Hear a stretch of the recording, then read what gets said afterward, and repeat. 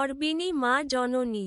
সিকান্দার আবু জাফর। ওরে আমার মা জননী, জন্মভূমি বাংলারে, তোর মতো আর পুণ্যবতী ভাগ্যবতী বল মা কে? কার চোখে মা নদীর কাজল, সবুজ তৃণের আঁচল বুকে, কার পায়ে মা ধুলোর নূপুর, সন্ধ্যা দুপুর বেজেই চলে, রোজ ভোরে কে শিশির খোপায়, বকুল জুথির গন্ধ মাখে, কার দুপুরের তন্দ্রা ভেজে, ক্লান্ত ঘুঘুর বিলাপ জলে, কামার কুমোর জেলে চাষি, বাউল মাঝি ঘর উদাসী, কার ছেলেরা নিত্য হাজার, মরণ মারের দণ্ড গোনে, ছেলের বুকের খুন ছোপানো, কোন জননীর আঁচল কোণে, দুর্ভাগিনী কার মেয়েরা, কান্নাফুলের নকশা বনে, সেই মাকে যার হাজার হাজার মা নাম ডাকা পাগল ছেলে, মায়ের নামে ঝাঁপিয়ে পড়ে ভয়ঙ্করের দুর্বিপাকে, কার ছেলে মা উপড়ে ফেলে, বুলেট ফাঁসির শাসন কারা, দুঃখের ধূপে সুখ পুড়িয়ে, কার ছেলে মুখ উজ্জ্বল রাখে, তুই তো সে মা, ও মা তুই তো রে সেই গর্বিণী, রক্তে ধোয়া সরোজিনী, যুগ চেতনার চিত্তভূমি, নিত্যভূমি বাংলারে, সংক্ষেপিত শব্দার্থ ও টিকা। পুণ্যবতী, পুণ্য বা ভালো কাজ করেন এমন নারী। সরোজিনী, সরোজ মানে পদ্ম, সরোজের স্ত্রীবাচক রূপ সরোজিনী। এ কবিতায় দেশমাতৃকা বাংলাকে তুলনা করা হয়েছে কমনীয় পদ্মের সঙ্গে। মরণ মারের দণ্ড, মরণের আঘাত থেকে প্রাপ্ত শাস্তি। ছোপানো, ছোপ মানে ছাপ। রং, এখানে ছোপানো মানে রাঙানো। পাগল ছেলে, বাংলার মুক্তিকামী বিদ্রোহী ও তরুণ যুবকেরাই পাগল ছেলে, যারা নির্ভয়ে যুদ্ধে সংগ্রামে লিপ্ত হয়েছিল। ভয়ঙ্করের দুর্বিপাকে, ভীতিকর দুর্যোগ ও দুর্ঘটনা। এখানে ভয়াবহ ও রক্তক্ষয়ী যুদ্ধকে বোঝানো হয়েছে। শাসন কারা, পাকিস্তানি দুঃশাসন, যা ছিল কারাগারের সমান। উজ্জ্বল, উজ্জ্বল শব্দটির কোমল রূপ। যুগ চেতনার চিত্তভূমি, নিত্যভূমি বাংলারে, যুগের আকাঙ্ক্ষা ধারণ করা চিরন্তন দেশমাতৃকা বাংলাদেশ। পাঠের উদ্দেশ্য, শিক্ষার্থীর মধ্যে স্বদেশ চেতনার উন্মেষ ঘটবে, স্বজাতির প্রতি মমত্ববোধ জাগবে। পাঠ পরিচিতি। কবিতাটি বাংলা ছাড়ো কাব্যগ্রন্থের অন্তর্গত।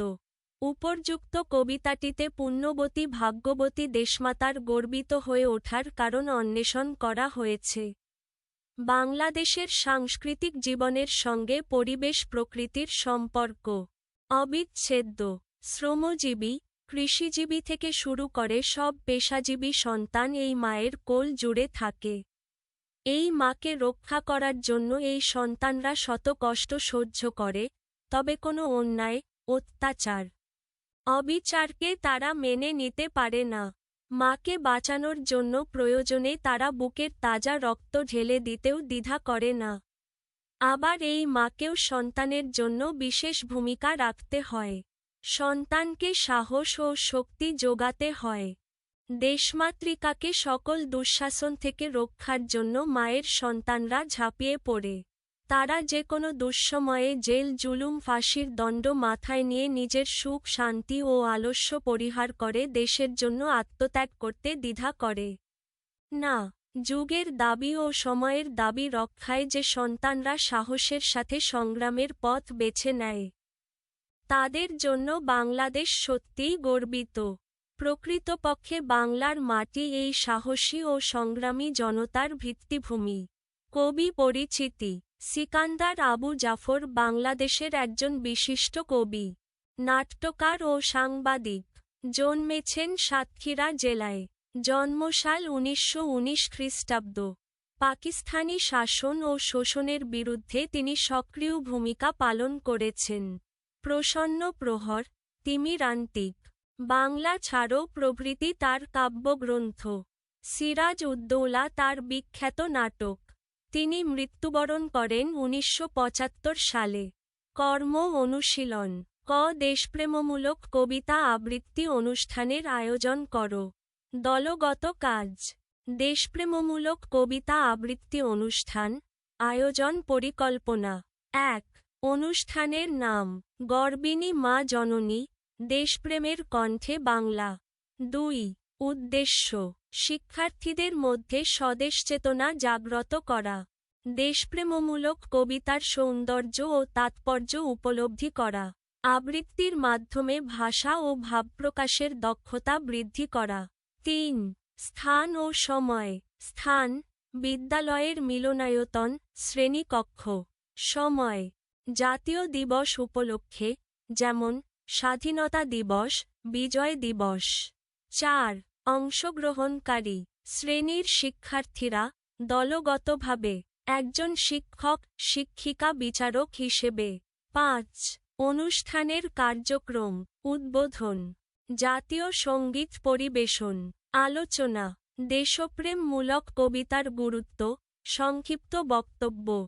কবিতা আবৃত্তি, তারা চিহ্ন, গর্বিণী মা জননী, তারা চিহ্ন সহ অন্যান্য দেশপ্রেমমূলক কবিতা। দলগত ও একক আবৃত্তি, মূল্যায়ন, উচ্চারণ, ভাব, আবেগ ও উপস্থাপনার ভিত্তিতে।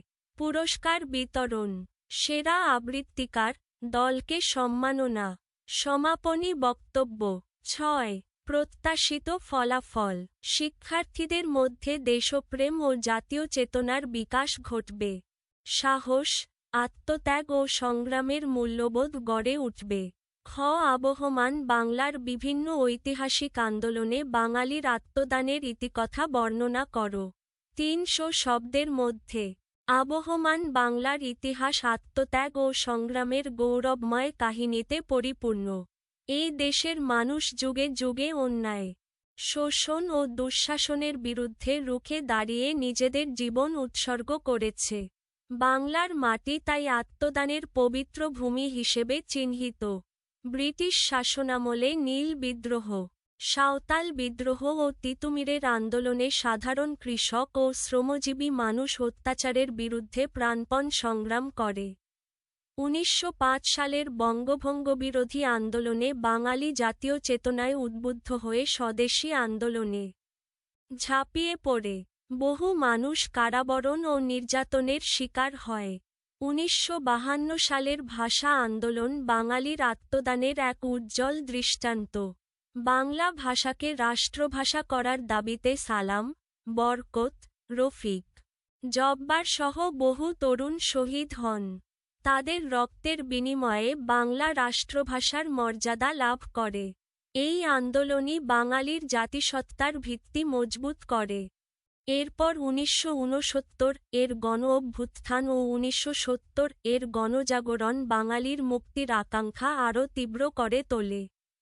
সর্বশেষ ১৯৭১ সালের মহান মুক্তিযুদ্ধে লক্ষ লক্ষ মানুষ জীবন উৎসর্গ করে বাংলাদেশকে স্বাধীন করে। নারী পুরুষ, কৃষক শ্রমিক, ছাত্র জনতা সবাই অস্ত্র হাতে কিংবা নিরস্ত্র অবস্থায় আত্মত্যাগে অংশ নেয়। এইসব আন্দোলনে বাঙালির আত্মদান প্রমাণ করে যে স্বাধীনতা ও অধিকার রক্ষায় তারা কখনো পিছপা হয়নি। আবহমান বাংলার ইতিহাস তাই আত্মত্যাগ, সাহস ও সংগ্রামের এক অবিনাশী দলিল। নমুনা প্রশ্ন, বহুনির্বাচনী প্রশ্ন। ১. গর্বিণী মা জননী কবিতায় মায়ের আঁচল কোণে কি লেগে আছে? গ. ছেলের বুকের খুন। ২. গর্বিণী মা জননী কবিতায় দুর্ভাগিনী মেয়ে বলে কাদের বোঝানো হয়েছে?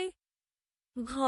যুদ্ধে ক্ষতিগ্রস্ত মেয়েদের। উদ্দীপকটি পড়ে ৩ ও ৪ নম্বর প্রশ্নের উত্তর দাও। আমরা অপমান সইব না, ভীরুর মতো ঘরের কোণে রইব না। আমরা আকাশ থেকে বজ্র হয়ে ঝরতে জানি। তোমার ভয় নেই মা, আমরা প্রতিবাদ করতে জানি। ৩. উদ্দীপকের চেতনা নিচের কোন চরণে প্রতিফলিত হয়েছে? গ. মায়ের নামে ঝাঁপিয়ে পড়ে ভয়ঙ্করের দুর্বিপাকে। ৪. উক্ত চেতনা হল আই. স্বদেশ চেতনা, ই. প্রতিবাদী চেতনা। কোনটি সঠিক? ক. আই. ই. সৃজনশীল প্রশ্ন।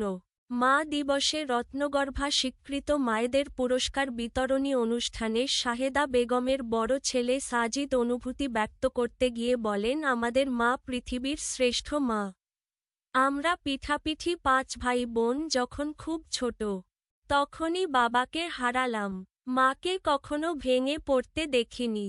দুঃখ দারিদ্র্য অভাব আমাদের নিত্য সঙ্গী ছিল। মা সব সময় আমাদেরকে খুশি রেখে পড়াশোনা শিখিয়ে মানুষ হিসেবে গড়ে তুলেছেন। তোমাকে শত সালাম মা। তোমার মুখের হাসির জন্য আমরা যেকোনো ত্যাগ স্বীকার করতে প্রস্তুত। ক গর্বিণী মা জননী কবিতায় সন্ধ্যা দুপুর মার পায়ে কি বাজে? উত্তর গর্বিণী মা জননী কবিতায় সন্ধ্যা দুপুর মায়ের পায়ে ধুলোর নূপুর বাজে। খ রক্তে ধোয়া সরোজিনী বলতে কি বোঝানো হয়েছে? উত্তর রক্তে ধোয়া সরোজিনী বলতে কবি রক্তস্নাত সংগ্রামমুখর দেশমাতৃকা বাংলাদেশকে বুঝিয়েছেন। দেশের স্বাধীনতা ও মর্যাদা রক্ষায় অসংখ্য সন্তানের আত্মত্যাগে ধুয়ে যাওয়া পবিত্র বাংলার প্রতীক হিসেবেই এই উপমা ব্যবহৃত হয়েছে। গ সাজিদের বক্তব্যে গর্বিণী মা জননী কবিতার যে বিশেষ দিকটি ফুটে উঠেছে তা ব্যাখ্যা করো। উত্তর সাজিদের বক্তব্যে গর্বিণী মা জননী কবিতার ত্যাগী সংগ্রামী ও গর্বিত জননীর রূপ স্পষ্টভাবে ফুটে উঠেছে। কবিতায় দেশমাতৃকা বাংলাকে এমন এক মায়ের প্রতীক হিসেবে দেখানো হয়েছে, যিনি দুঃখ কষ্ট ও রক্তক্ষয়ের মধ্যেও ভেঙে পড়েন না এবং সন্তানদের সাহস ও শক্তির প্রেরণা দেন। তেমনি সাজিদের মা শাহেদা বেগম স্বামীহারা হয়েও দুঃখ দারিদ্র্যকে জয় করে সন্তানদের মানুষ করেছেন। তার নিরবিচ্ছিন্ন ত্যাগ ধৈর্য ও আত্মবলিদান তাকে গর্বিত মা হিসেবে প্রতিষ্ঠিত করেছে। আবার সাজিদের বক্তব্যে মায়ের মুখে হাসি ফোটানোর জন্য যে কোনো ত্যাগ স্বীকারের অঙ্গীকার রয়েছে। তা কবিতার সেই চেতনার সঙ্গে মিল রয়েছে, যেখানে মায়ের সম্মান ও অস্তিত্ব রক্ষায় সন্তানরা আত্মত্যাগে প্রস্তুত থাকে। এভাবে সাজিদের বক্তব্যে কবিতার ত্যাগ সংগ্রাম ও গৌরবের বিশেষ দিকটি প্রতিফলিত হয়েছে। ঘ প্রেক্ষাপট ভিন্ন হলেও উদ্দীপক ও গর্বিণী মা জননী কবিতার বক্তব্য একই ধারায় প্রবাহিত, মন্তব্যটি বিশ্লেষণ করো। উত্তর উদ্দীপক ও গর্বিণী মা জননী কবিতার প্রেক্ষাপট আলাদা হলেও উভয়ের মূল বক্তব্য একই চেতনাধারায় প্রবাহিত, তা হল মায়ের ত্যাগ শক্তি ও গৌরবের প্রতি সন্তানের গভীর শ্রদ্ধা এবং আত্মত্যাগের অঙ্গীকার। উদ্দীপকে শাহেদা বেগম একজন বাস্তব মা হিসেবে উপস্থাপিত হয়েছেন। স্বামীহারা অবস্থায় দুঃখ দারিদ্র্য ও অভাব সত্ত্বেও তিনি ভেঙে না পড়ে সন্তানদের মানুষ করেছেন। তার নিরলস ত্যাগ ও সংগ্রামই তাকে রত্নগর্ভা মা হিসেবে গর্বিত করেছে। সন্তানেরা তার মুখের হাসির জন্য যে কোনো ত্যাগ স্বীকারে প্রস্তুত, এটি মায়ের প্রতি সন্তানের সর্বোচ্চ দায়বদ্ধতার প্রকাশ। অন্যদিকে কবিতায় মা প্রতীকী রূপে দেশমাতৃকা বাংলা। এই মা তার সন্তানদের রক্ত আত্মদান ও সংগ্রামের মাধ্যমে গর্বিণী হয়ে উঠেছেন। কবিতার সন্তানরা মায়ের নামে ভয়ঙ্কর দুর্বিপাকে ঝাঁপিয়ে পড়ে শাসন কারা ও ফাঁসির ভয় উপেক্ষা করে মায়ের সম্মান রক্ষা করে। এখানে ব্যক্তিগত মায়ের বদলে জাতীয় মায়ের জন্য আত্মত্যাগের চিত্র ফুটে উঠেছে। অতএব একদিকে ব্যক্তিগত মাতৃত্ব, অন্যদিকে দেশমাতৃকার প্রতীকী মাতৃত্ব, এই প্রেক্ষাপটের পার্থক্য থাকলেও উভয় ক্ষেত্রেই ত্যাগী মা ও আত্মনিবেদিত সন্তানের সম্পর্কই মুখ্য। তাই বলা যায় মন্তব্যটি যথার্থ, কারণ উদ্দীপক ও কবিতার বক্তব্য একই ভাবধারায় প্রবাহিত।